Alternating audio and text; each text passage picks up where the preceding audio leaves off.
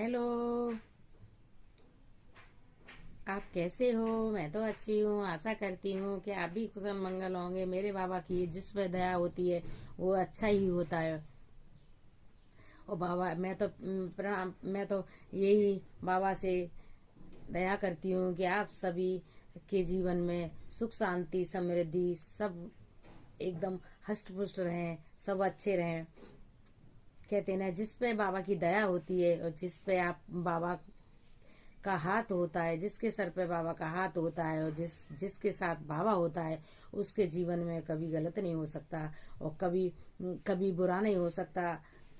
एक बार बाबा को अपने जीवन में उतार कर देखिए, फिर आपका जीवन एकदम धन्य हो जाएगा, धन्य हो जाएगा। एक जीवन में इतना स्वर्ग, कहते ना, आपको कभी स्वर्ग की अनुभूति नहीं हुई होगी। बाबा को आने के बाद आपको स्वर्ग की अनुभूति, यही स्वर्ग की अनुभूति हो जाएगी। आपके जीवन में एक बार बाबा आ जाएंगे, आप शिव को अपना सर्वस्व सौंप दीजिए, सब कुछ सौंप दीजिए, फिर देखिए आपके जीवन में कितना अच्छा होता है।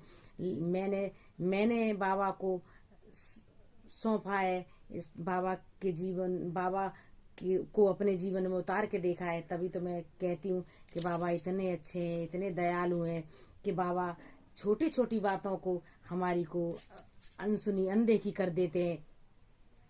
इस इतने अच्छे हैं मेरे शिव गुरु, इतने दयालु हैं, लेकिन हम उन्हें, वो कहावत है ना, वो जब एक सत्यनारायण की भगवान की आरती होती है, कथा होती है, तो उसमें कहते हैं ना, सब कुछ तुझको, तेरा तुझको अर्पण।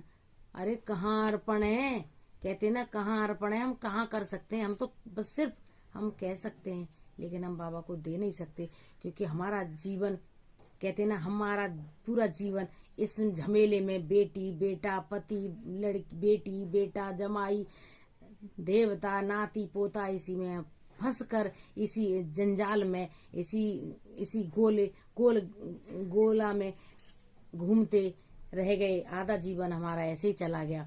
हमने ना, हम किसी को कहना और है, करना और है।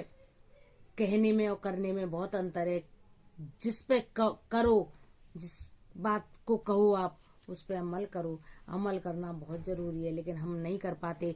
हम इसी में झमेले में, ये बेटी है, बेटे की शादी हो जाए तब भगवान का नाम लेंगे, बेटे की शादी हो जाए तब नाम लेंगे, पोता हो जाए तब नाम लेंगे, पोतों से पोते भी की शादी हो जाए तब। अरे कब नाम लोगे? नहीं ले सकते हम नाम।